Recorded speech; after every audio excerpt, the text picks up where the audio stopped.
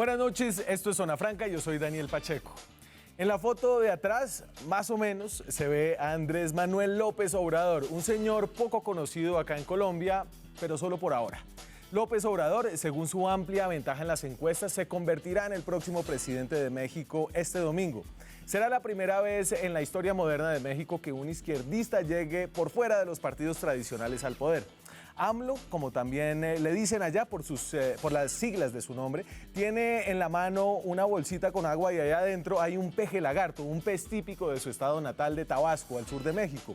El peje lagarto se lo regaló, dice el cuento, uno de sus militantes y él se fue a un río a liberarlo. A AMLO también le dicen el peje, por haber nacido en Tabasco, y el apodo es utilizado en muchas ocasiones de forma despectiva, peyorativa. El pejalagarto es un pez con apariencia prehistórica que, como les decía, se cría en los ríos de Tabasco. Una parte de la oposición a López Obrador se ha denominado la pejefobia.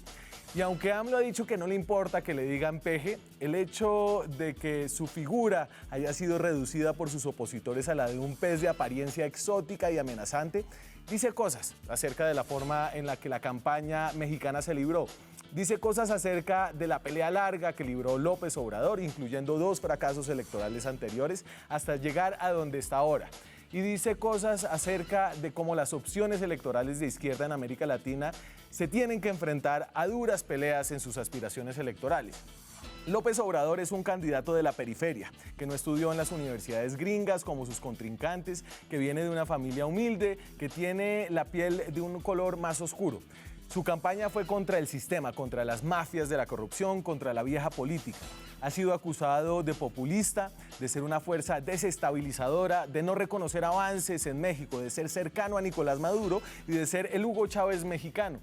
Aparentemente, una mayoría de mexicanos piensa que estas no son razones suficientes para no elegirlo. Y eso abriría en su gobierno un interesante experimento de gobierno de izquierda que podría redefinir o reiterar lo que han sido los gobiernos de izquierda de América Latina. Gustavo Petro es alguien que estará mirando muy de cerca ese gobierno y estas elecciones. Seguramente el resto de los colombianos que ven paralelismos entre AMLO y Petro también. No solo por su historia parecida, ojo, Petro se ha lanzado hasta ahora solo 2 veces a la presidencia, sino para desmentir o para confirmar que representan una nueva versión del chavismo totalitario. Lo que pase en México será un nuevo referente para redefinir o profundizar el carácter de la izquierda latinoamericana. Aquí arranca Zona Franca.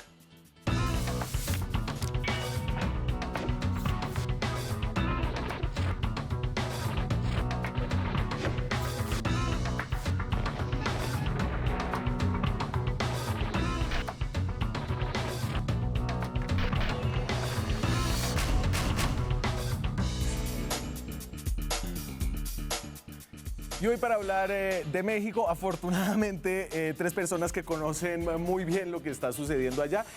Yo de entrada voy a decirles que tengo un grado de ignorancia especialmente alto en este tema de la política mexicana, pero me parece un tema apasionante. Carolina Cepeda es politóloga, es directora de la Maestría de Estudios Contemporáneos de América Latina de la Universidad Pontificia Javeriana. Lo hice más largo para mamarle gallo. Carolina le debería poner una sigla a su programa de maestría. ¿Mecal? Sí. Ah, bueno, del Mecal de la Javeriana. Eso. Alfredo Fernández de Lara. No viene de una telenovela mexicana, pero sí de México. Es profesor en Flaxo, es politólogo, está aquí en la Universidad de los Andes haciendo un doctorado. Alfredo, bienvenido. Muchas gracias. Y Raúl Gallegos es director asociado de Control Risks, que es una consultoría que evalúa riesgos en América Latina. Es economista. En el mundo, pero... En el mundo. Es economista, ha hecho periodismo, fue corresponsal del Wall Street Journal, de Bloomberg en Caracas y está en Colombia ya hace rato. ¿Qué tal, Raúl? Muchas gracias por la invitación. Bueno, ilústrenos. A ver, no, yo empiezo con un poco los personajes de esta historia de la política mexicana, a ver si les logramos darle un poquito de contexto a la cosa, y son los siguientes. ¿Quiénes son los candidatos de las elecciones de este domingo? Y entonces, el señor que ven arriba a la izquierda es AMLO.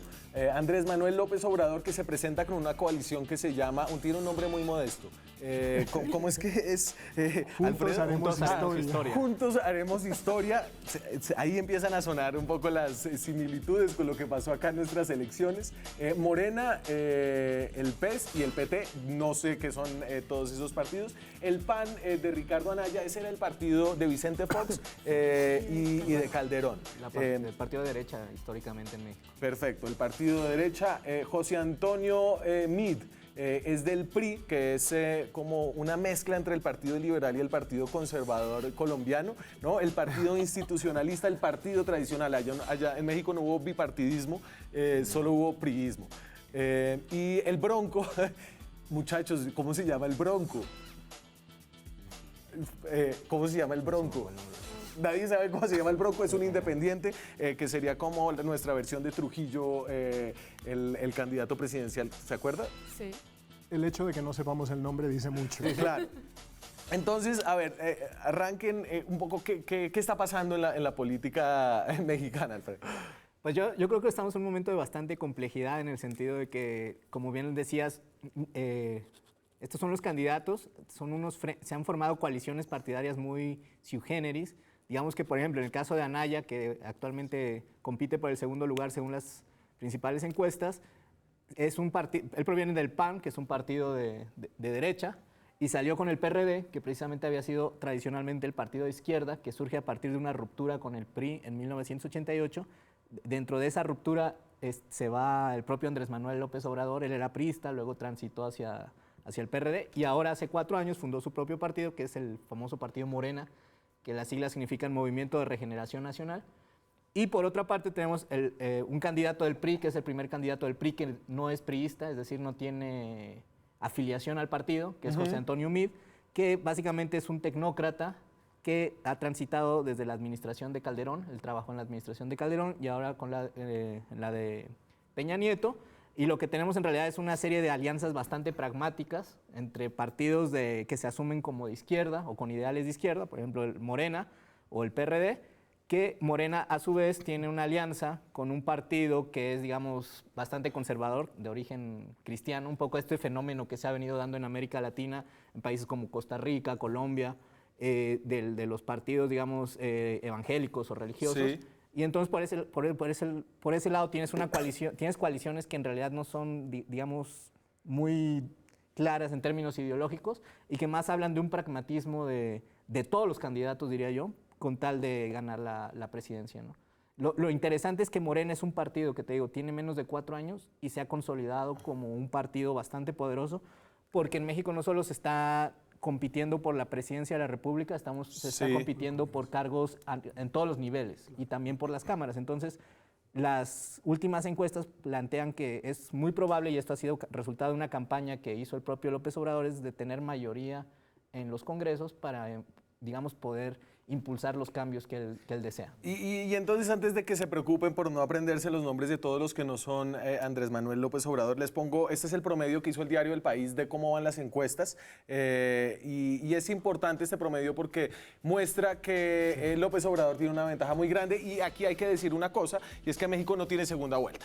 Es decir, el que gana, gana, no hay una segunda vuelta. Entonces, con esta distancia que es de más de 20 puntos, en el promedio que hace el diario El País, se da por hecho más o menos, obviamente las elecciones hay que jugarlas, pero se da por hecho de que López Obrador será el próximo presidente mexicano.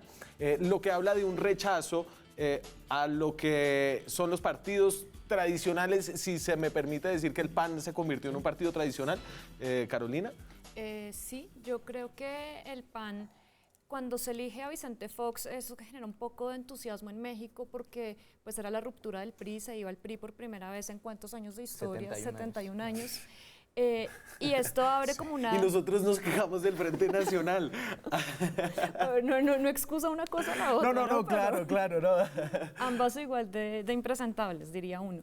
Pero el tema es que llega Vicente Fox, esto abre como una especie de esperanza, pero pues resulta que Vicente Fox va a estar completamente alineado con políticas neoliberales, con políticas a nivel interno también ciertas malas prácticas que ya venían con el PRI se mantienen con él, Y luego, cuando se elige a Felipe Calderón, pasa algo muy similar, y cuando retorna Enrique Peña Nieto, que es el retorno del PRI, pues ahí lo que vamos a ver es que sigue como el mismo desgaste, y no hay esa ruptura que se esperaba que hiciera el PAN, realmente no tiene lugar en México. Y entonces, Raúl, yo veo una cantidad de políticos, tal vez incluyendo a AMLO, tratando de no parecer políticos. Entonces, el PRI dice, no, pues ¿de dónde sacamos un man que no sea del PRI, pero que podamos poner del PRI? Porque estamos tan desprestigiados que cualquiera que sea de nuestro partido le va a ir pésimo, igual no le está yendo bien, pero están como en esa disputa por quién es el más antisistema o menos sistema al menos. No, yo creo que es bastante claro que el PRI ha perdido popularidad de una manera tremenda en los últimos años, particularmente por los casos de corrupción más sonados, incluyendo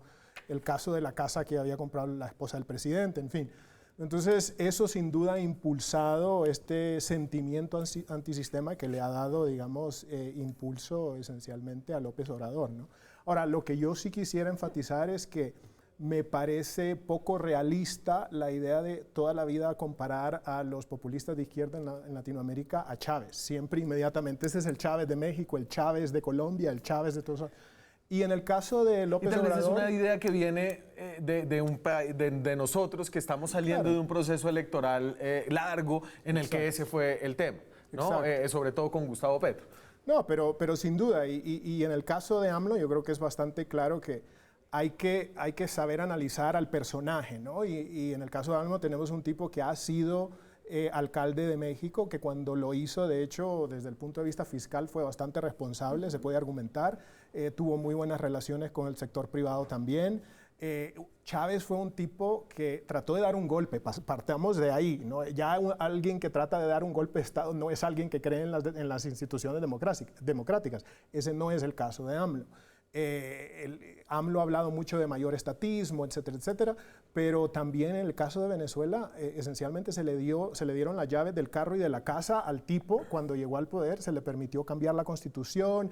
En el caso de AMLO, en base a las encuestas, vemos que si bien él puede llegar a tener un componente importante dentro del Congreso, no va a tener los 2 tercios necesarios para hacer lo que quiera con la Constitución. Entonces, a ver, hay una serie de aspectos que es importante tomarlos en cuenta antes de entrar en pánico y esa paranoia que a través de América Latina se ha extendido por lo que hemos visto Estamos en Venezuela. haciendo control risks en este momento. Esencialmente. A ver, entonces espérense, yo avanzo un poquito. Esto me pareció impresionante. Ahorita los mexicanos están en lo que se llama un periodo de reflexión. Sí, un veto electoral. Pero es como la reflexión... Me parece que en México, y un poco también para explicar el contexto, en México precisamente esta forma, tuvimos un partido que como ya dijimos gobernó 71 años, o sea, sí. La síntesis de la política nacional en México, todo pasaba por el PRI, o sea, incluso se volvió parte de la cultura de México, o sea, desde 1929 hasta el 2000, prácticamente todo atravesado por el PRI. Incluso hasta 1989 no había un solo gobierno estatal que no fuera... La dictadura perfecta. La dictadura perfecta, según decía María Vargas Llosa. Pero la pregunta es, ¿cómo se logró esta transición? Lo que sabemos es que en América Latina se han presentado diferentes tipos de transición, ¿no? Por ejemplo, una transición pactada, como en el caso chileno, una transición por ruptura en el caso argentino. Y en el caso mexicano hay autores, específicamente un autor, Mauricio Merino, que lo ha denominado como una transición votada. Las transiciones en México se hicieron a través de reformas electorales. Por ejemplo, fue hasta el 97 cuando por primera vez en la historia el PRI pierde la mayoría en el Congreso, lo cual para el caso mexicano fue un hito. Y desde entonces, desde el 71, hemos tenido alrededor de 8 reformas electorales y seguramente va a haber una reforma electoral terminando las elecciones. Entonces, digamos que la institucionalidad que se ha creado a través de las instituciones electorales, tenemos un tribunal incluso electoral, tenemos, o sea, hay todas un andamiaje al respecto, tanto a nivel federal como estatal, lo que digamos que ha sido la forma en que se ha digamos, permitido esta construcción, ¿no? Entonces, sí. coincido un poco con Raúl en lo que dice que también hay que diferenciar las izquierdas latinoamericanas, ¿no? O sea, el caso, por ejemplo, pues México desde 1900, el último presidente proveniente del ejército fue en 1946, Ávila Camacho, y desde ahí el ejército se ha mantenido al margen de la política nacional, o sea, Digamos que Y no hay esa yo amenaza. estoy de acuerdo con lo que ustedes plantean. Yo creo que hay que diferenciarlas, pero sobre todo en Colombia, el efecto de lo que ha sido la caracterización de izquierda venezolana, Claro. que de alguna forma succiona de forma un poco inexplicable todas las diferencias de la ecuatoriana, de la boliviana, son succionadas por el castrochavismo, esta genialidad de término que se inventaron aquí los políticos de derecha colombianos. Pero que se usa en toda América Latina, no solamente se usa en Colombia, en México Sí, lo usan. ahora, Rendón. bueno, yo entiendo, aquí se le atribuye al expresidente Uribe, Sí, obviamente, sí, sí, sí. pero no, mira, yo creo que hay un aspecto dentro del concepto de castrochavismo que no es absolutamente algo que Descabellado. uno puede, Sí. exacto, totalmente Sí, sí, desestimar. Sí, O sea, dentro de un la tema caricatura hay res- una realidad. respeto a las instituciones, creencia en la experticia y no nombrar a personas solo porque políticamente son leales. Hay una serie de aspectos que pueden a largo plazo, digamos, debilitar digamos, Una democracia. una democracia y a las instituciones. Entonces yo creo que por ese lado, y debilitar una economía también, que es algo que no hay que restarle importancia. Claro, pero que no es un comportamiento exclusivo de Venezuela o de Cuba que confluye en esta síntesis del castrochavismo, sino que... No, uno pero lo digamos puede- que son los ejemplos más notorios de cómo se puede debilitar una democracia y arruinar una economía, digamos, Pero si lo vemos desde yo ese sí- punto yo de sí vista. coincido en el señalamiento que hace Carolina y tenemos el ejemplo, si hubiera que poner un ejemplo ahorita de un gobierno de derecha, Macri, con la economía argentina, lo que están atravesando, se le podría decir que es producto de la herencia del gobierno anterior. Se podría y decir creo, bastante. y creo que en mucho. Pero tampoco, por eso... Y se podría decir además que está en transición, digamos. O sea, Claro, claro. que estamos... ¿Cuánto lleva Macri? Lleva... Ya lleva 2 años. Va 2 años. Sí, no, a ver, 2 años y medio. ha tenido su tiempo, Sí, eso no hay ya, que negarlo. la sesión Tiempo fue ya- así. ¿Cómo pasa el tiempo? Pero venga, no nos vayamos a Argentina y yo solamente quiero poner esto de la veda, que es que estábamos entrando a la página de AMLO, por ejemplo, y sale esto. ¿O esta es la de MEADE? Sí, ¿no? Entonces usted no puede meterse a la página de los candidatos porque estamos en un periodo de reflexión electoral debido a la normativa que habla un poco de estas reformas raras y nosotros que nos quejamos tanto de la veda de encuestas Mira. del Consejo Nacional Electoral hace poco.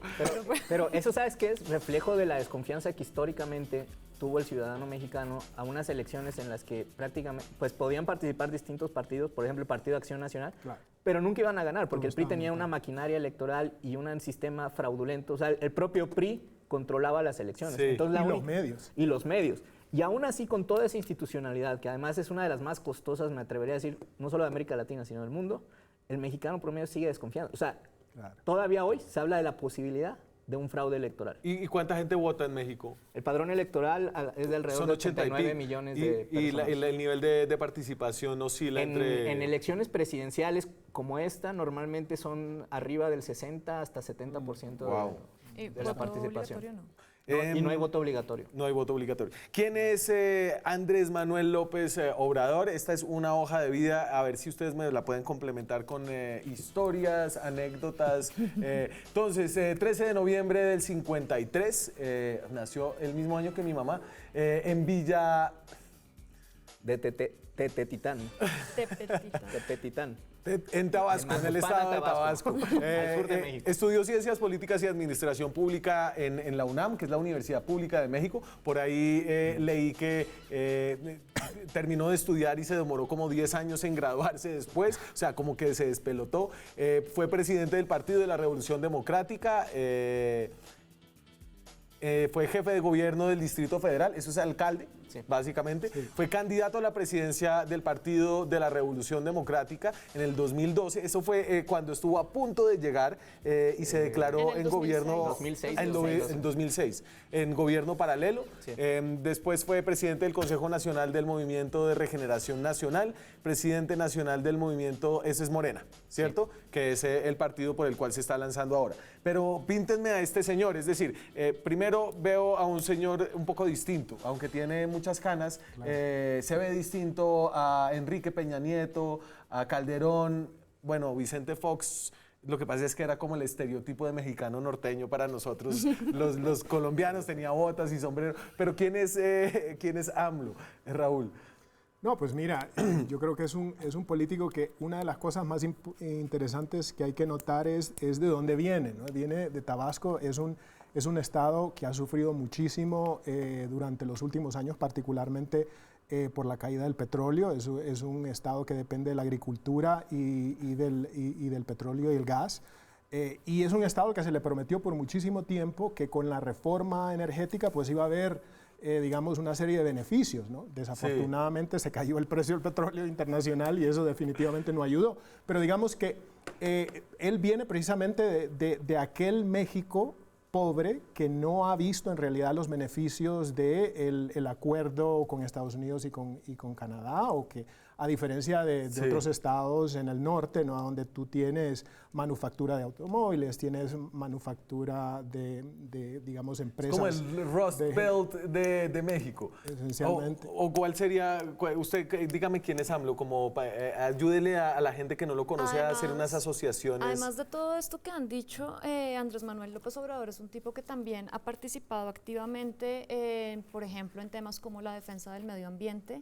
Es un líder social, ha conducido marchas hasta la Ciudad de México, ha sido de las personas tal vez que más ha denunciado la corrupción en México, la corrupción del PRI. Sale del PRI además porque él arranca su carrera política, no carrera política, su participación política más bien en el PRI, y luego se abre al PRD y desde allí lidera fuertes movilizaciones para denunciar fraudes electorales del PRI. Entonces, digamos que no, para nosotros puede ser un poco desconocido en el sentido en que no sabíamos muy bien quién era hasta el 2006, tal vez yo creo que empieza a aparecer un poco en la escena latinoamericana, pero pues es alguien que tiene una trayectoria política muy fuerte, no solamente de participación electoral, sino de participación política, pues en un sentido desde la base. Listo. Me voy a la pausa. Cuando regresemos, seguimos conociendo a el probable futuro presidente de México, lo que significa para América Latina. Ya volvemos. Seguimos en Zona Franca esta noche hablando de lo que va a pasar en México este domingo. Hay elecciones presidenciales, hay un candidato que tiene una gran ventaja en las encuestas, se llama Andrés Manuel López Obrador. Cerró su campaña en el Estadio Azteca, un estadio con una capacidad para creo que cerca de 100,000 personas, y así se vio este cierre de campaña.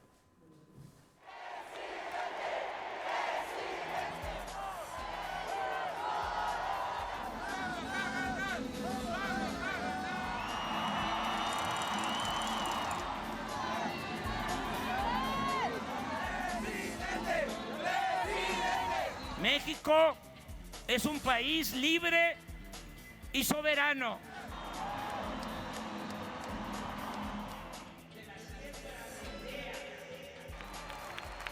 Por la convicción me comprometo, juro, que en todo el sexenio no van a aumentar en términos reales los impuestos, ni el IVA, ni el impuesto sobre la renta. Estoy seguro. La victoria del domingo. El saldo por la violencia en los últimos tiempos es terrible y al mismo tiempo entristece.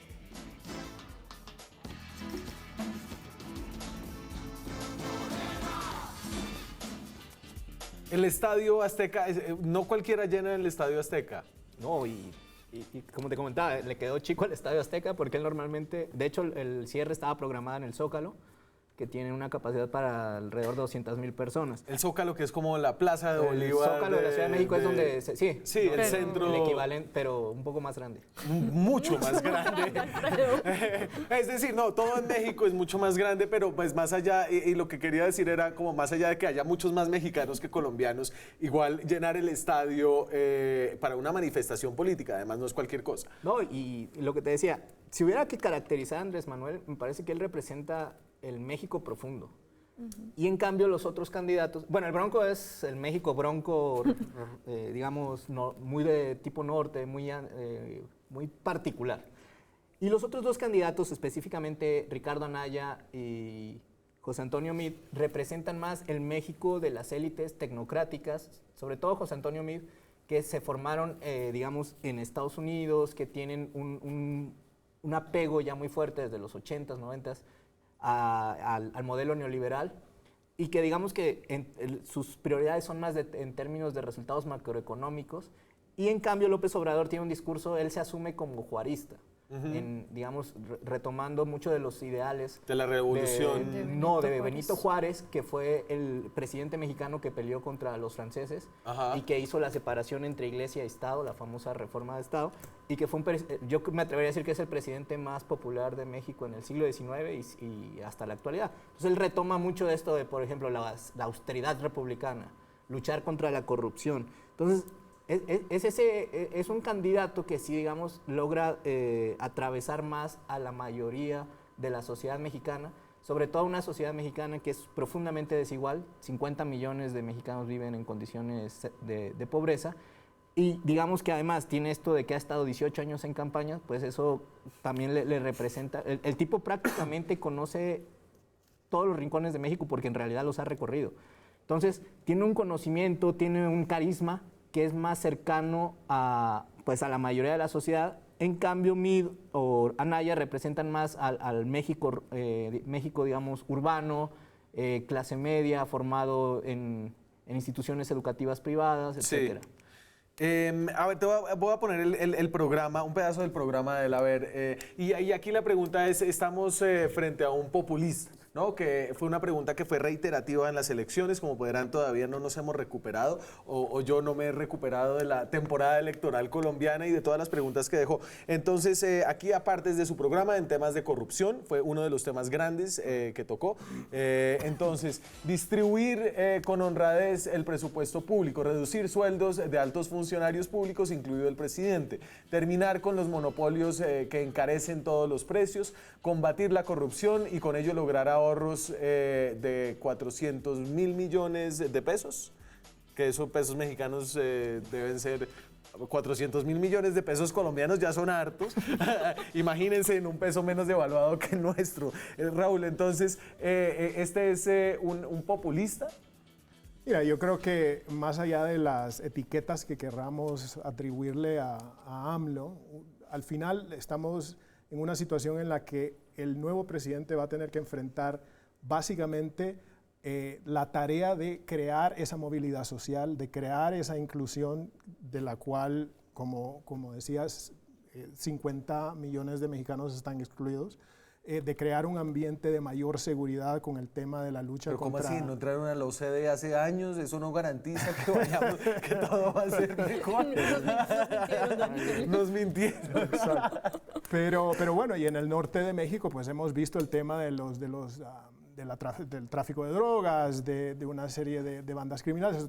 El nivel de homicidios el año pasado fue mayor que incluso el de 1997, si no me equivoco. O sea, estamos hablando de niveles críticos de muertes y de violencia. Sí. Entonces, claro, ahora, lo que ha propuesto AMLO, entre otras cosas, es lucha contra la corrupción, que obviamente eso es algo que es una bandera, yo creo que alrededor de América Latina, ¿no?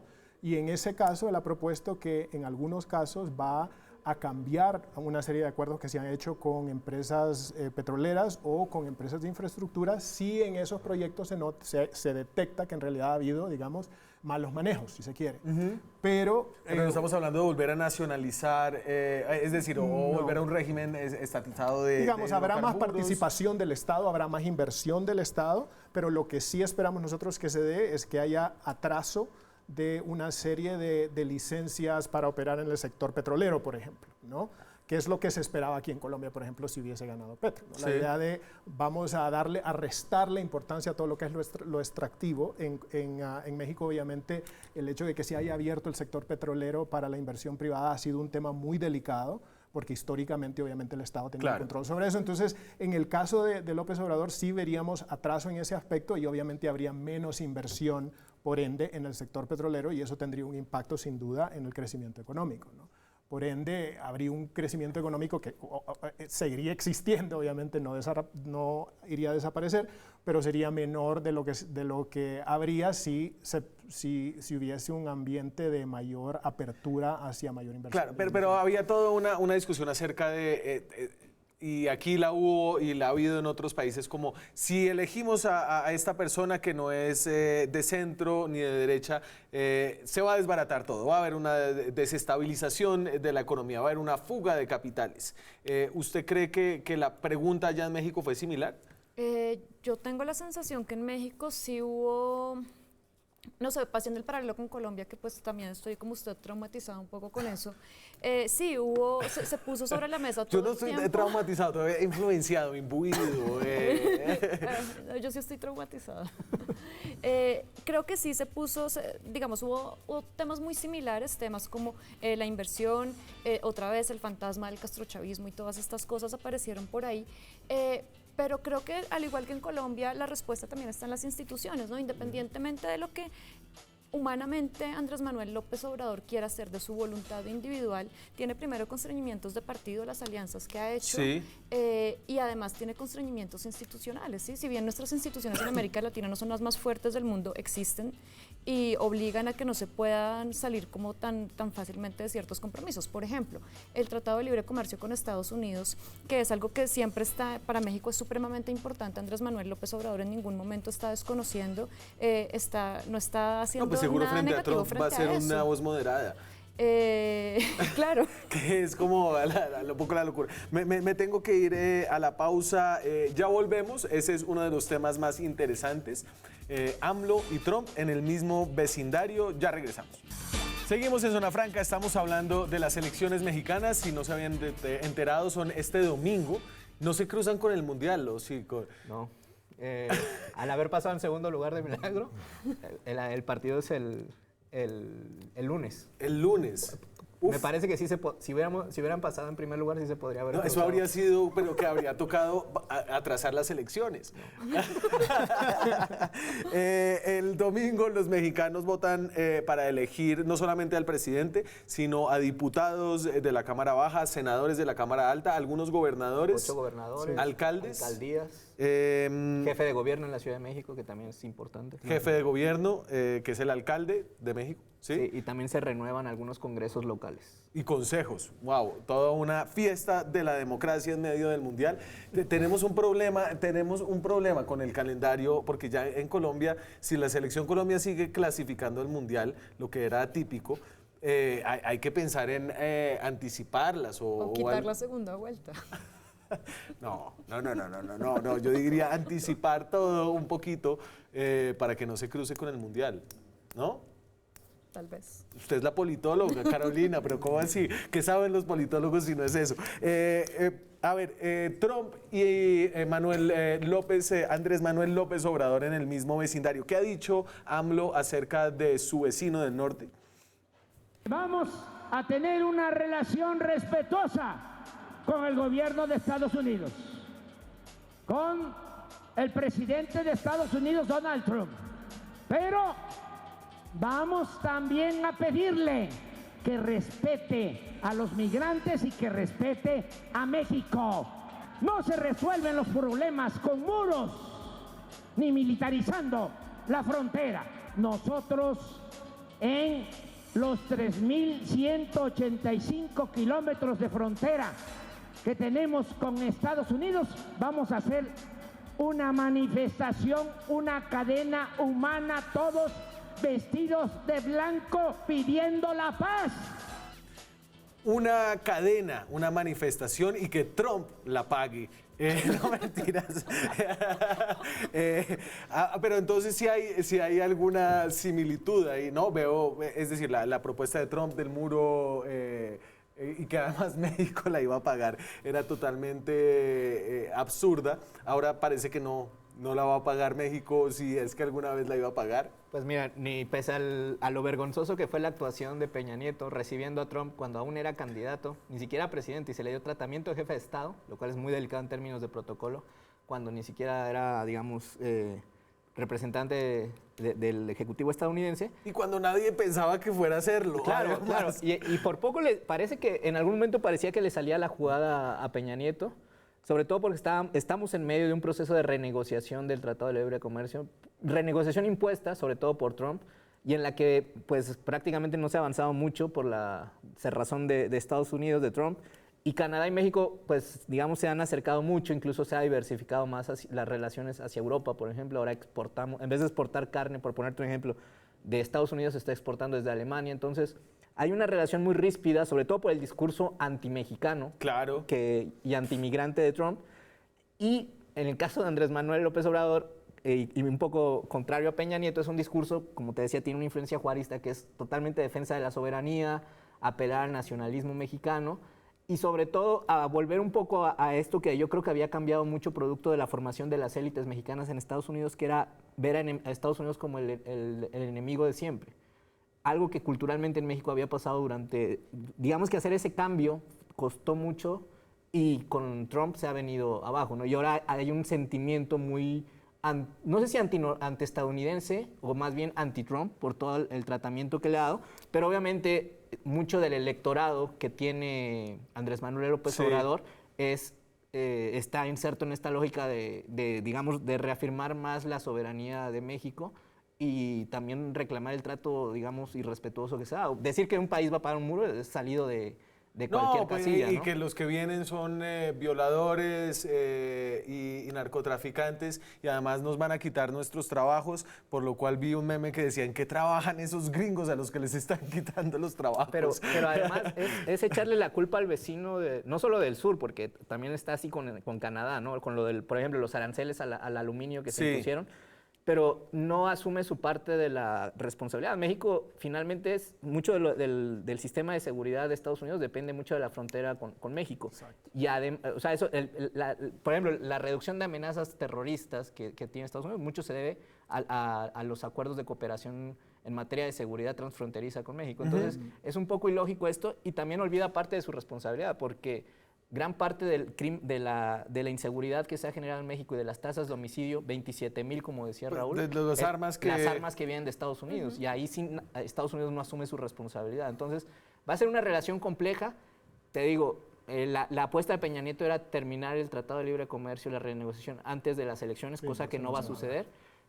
Y yo no creo tampoco que Andrés Manuel vaya a romper con el Tratado de Libre Comercio, pero tampoco va a aceptar imposiciones tan fuertes. Y ahí, yo creo que en ese aspecto una de las cosas interesantes, o sea, tampoco es posible, o por lo menos nosotros no lo vemos viable, que se dé algún tipo de acuerdo con NAFTA antes de noviembre, que son las elecciones en Estados Unidos del Congreso. Término medio. Sí, entonces, pero una de las cosas, a ver, el hecho de tener a AMLO de un lado y a Trump del otro obviamente se presta para mucha retórica rimbombante, ¿no? Pero una de las cosas más interesantes de ver va a ser cómo se negocia el cambio al tratado esos dos líderes, ¿no? Básicamente. Pues puede haber química, siento yo que mira, tal yo creo que para AMLO lo crucial va a ser que si Estados Unidos se retira de ese acuerdo, que nosotros no lo vemos como, digamos, nuestro escenario base, sí habría una implicación muy fuerte para la economía mexicana, sin duda, ¿no? O sea, tienes una serie de empresas que ya no estarían invirtiendo, que no estarían creando trabajos. Entonces, no sería nada raro, en nuestra opinión, que tuvieses a un AMLO que estuviera más dispuesto a negociar y a trabajar con Estados Unidos en el tema de seguridad y en el tema de inmigración, a cambio de que el NAFTA, digamos, los cambios en NAFTA y que se mantenga Estados Unidos en NAFTA. Entonces, eso va a ser interesante precisamente porque el tema de inmigración y el tema de seguridad son tan sensibles, obviamente, especialmente con un presidente que ha tachado a centroamericanos y a mexicanos prácticamente de criminales y violadores, ¿no? Sí. Entonces, llegar a algún acuerdo en temas de ayudarle a Estados Unidos en temas de migración, en el tema de seguridad, pues obviamente eso tendría un impacto político y sería controversial. Y ustedes han mencionado el tema de la seguridad. En cuanto tengo muerte de candidatos, Angie, ayúdenme ahí con esa gráfica. Y es que la violencia política que ha vivido México en estas elecciones, no sé qué precedentes históricos tenga allá, pero las cifras se recuerdan lo que sucedía aquí en Colombia a finales de los años 80, a principios de los años 90. 553 agresiones contra políticos de todo el país, 130 políticos han sido asesinados, 48 de ellos eran candidatos o precandidatos. asesinatos, 179 políticos han sido víctimas de amenazas, agresiones se han presentado en los 32 estados mexicanos y en 343 municipios, lo que representa el 14% del total de los municipios del país. Los estados en los que se han presentado más asesinatos son Guerrero, Michoacán, Oaxaca y Puebla.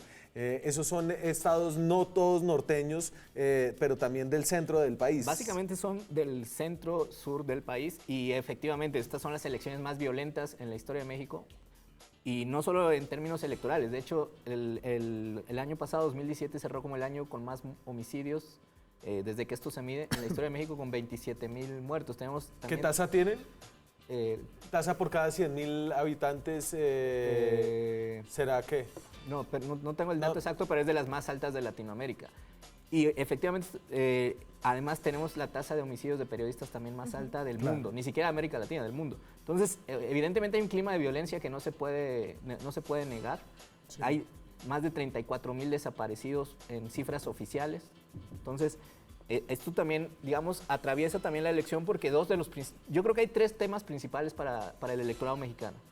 La corrupción, evidentemente, sobre todo para el electorado urbano y para el electorado, digamos, de estas zonas que son, porque prácticamente la violencia ya atraviesa todo el país. Antes era como, digamos, estaba en el norte o en el sur, que eran las rutas de los principales carteles. Pero ahora tiene ciudades que, por ejemplo, como Cancún, que es la gallina de los huevos de oro en materia del balneario. Claro. Y tiene violencia. Y me dicen ahí, está en 20.5 por cada 100,000 habitantes. La tasa de Colombia es más o menos 23 por cada 100,000 habitantes, es decir, es todavía más baja que la nuestra, pero la nuestra viene de unos niveles absurdos de 60 homicidios por cada 100,000 habitantes.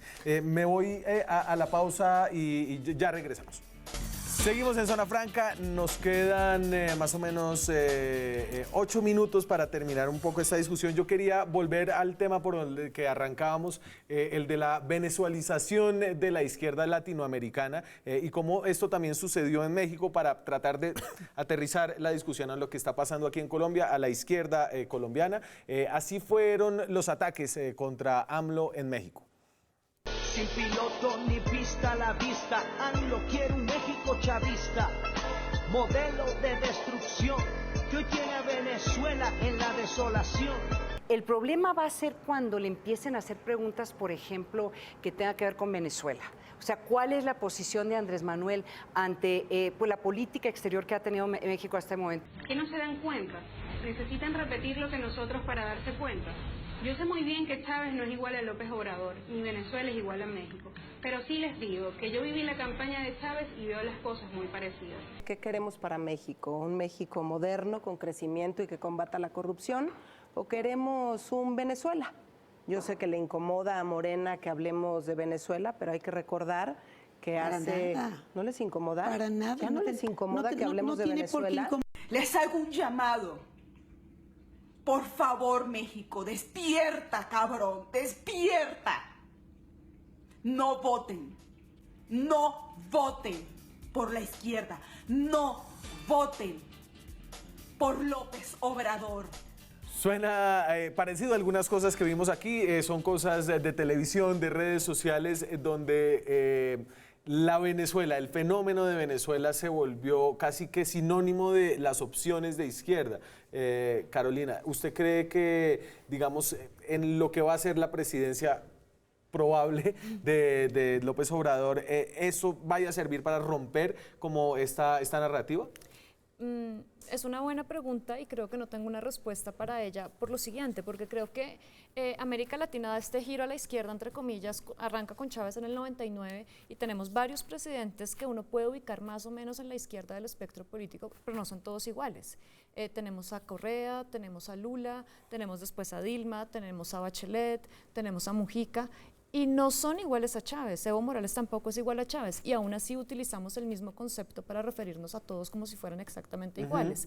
Entonces creo que es muy probable que el discurso de este discurso de ciertos sectores de la derecha latinoamericana sigan definiéndolo de la misma forma.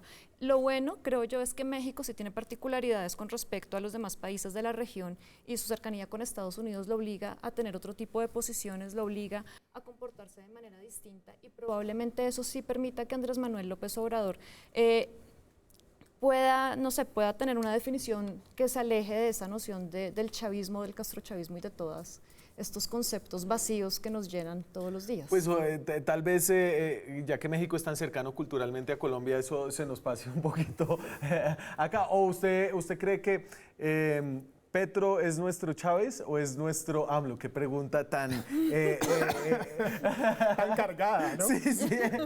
No, mira, yo creo que, de nuevo, o sea, uno tiene que analizar los orígenes del individuo, básicamente, digamos, qué papel ha jugado en la política, qué cargos ha ejercido, cómo los ha ejercido. Todos esos son temas que hay que tomar en cuenta y eso es lo que decía al principio del programa, ¿no? Que en el caso de Chávez tú tenías un tipo que nunca había tenido un ejercicio político, que era militar golpista y que además era amigo de Fidel Castro, que todos sus amigos y digamos, aliados dentro de Venezuela eran gente de izquierda muy, muy radical, no era de izquierda socialdemocracia, no, gente muy radical.